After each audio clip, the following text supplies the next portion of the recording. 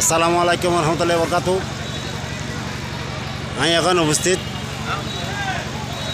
মুকুলা খান্দনপুরীর রোজার শরীফুর সামনে। ওনারা মুকুলা খান্দনপুরীর রোজা দেখতে লাগুন।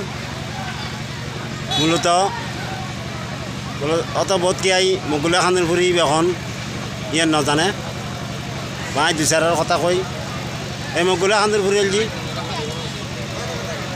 যে সময় বা ছোটো বয়স তাদের লেখাপড়ার বয়স, তখন ভারতের আলেকর মাদ্রাসার একজন ছাত্র আছিল।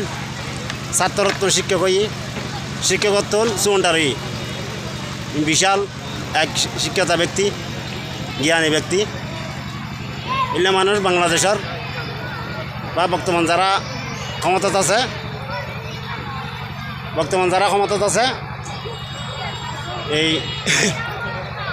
অর্থাৎ ইতারের মতন বাংলাদেশিয়ান পরিচালনা করে পেত এইরকম একজন ব্যক্তি ফটিকছড়ি কাঞ্চননগর এলাকাত ইনা তগর বা জঙ্গল বাঘ ভাল্লুক এরকম বা এইসব জাতীয় জন্তুরা আছিল যে এরকম একটা দেশের মধ্যে আয়ের বসবাস করছি। বসবাস করানোর কারণে কাঞ্চননগর ইয়ান আবাতেই এই মুকুলা খান্দনপুরী উচিলাই এটা দিন ফরি পর্যন্ত আছিল যে এরকম একটা জায়গা। ওই এই মুকুলা খান্দনপুরী হযরত গৌসুল আজম আহমদুল্লাহ মাইজভান্ডারীর অন্যতম একজন খলিফা। এখন বর্তমানে মানুষ অলিমরি মেরার সময় নাই। এখন বর্তমানে মানুষ যদি আল্লাহর ইবাদত যদি করে যায় বা 5 ওয়াক্ত নামাজ কালাম যদি সম্পন্ন যদি ঠিক থাকে যায়, সৎ পথে যদি চলে যায়, এখনও পরিবনিত তারিব, কিন্তু আর অলিবনিবের সময় নাই। এখন আর অলিবনিবের যুগ নাই।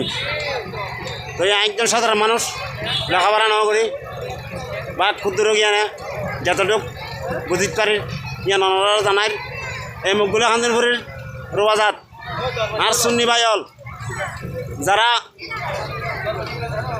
যারা সুন্নি ভাইল ওনারা যদি ফারণ যায় এই মুকুলা খান্দনপুরীর রোজাত ফয়সের উদ্দেশ্যে যাইতে পারিবেন। মুকুলা খান্দনপুরী জিয়ারত করে যাইতে পারিবেন।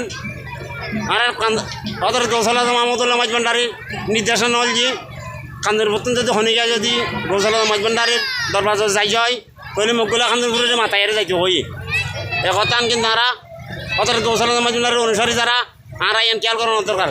কিন্তু আরা খান্দনপুরের মানুষ ইয়ান আরা অনুসরণ 100 ভাগের মধ্যে 10 ভাগও নগরী রাজু। তো আর কেন অনুরোধ মুকুলা খান্দনপুরীর অনুসরণ করি তারপরে সম্মান জানাই দরবারত যাবেন। ইয়ান অনর ফিসা আবার বা হযরত গৌসুল আজম মাইজভান্ডারীর কথা দিয়ান ওনারা বা নির্দেশনা দিয়ান দিয়ে ইয়ান বরাবর তাহলে ফালন হইব। যদি ইয়ান যদি মানে যদি নচলন তাহলে ওনারা বুঝিলাম যে অনর ফিসা আবার বা হযরত গৌসুল আজম আহমদুল্লাহ মাইজভান্ডারীর বাণী কথা ওনারা অমান্য করছেন বলি বা ইয়ান গণ্য হব। তো এই কারণে আমি ব্যাকরণের কাছে অনুরোধ জানাই হযরত গৌসুল আজম আহমদুল্লাহ মাইজভান্ডারীর নির্দেশনা পালন করিবেন। নির্দেশনা পালন করতে হলে খান্দনপুর যাবের সময় মুকুলা খান্দনপুরের রোজা মাথায় জন পড়ব বলে আমি বিদায় নিলাম। আসসালামু আলাইকুম রহমতুল্লাহি ওয়া বারাকাতুহু।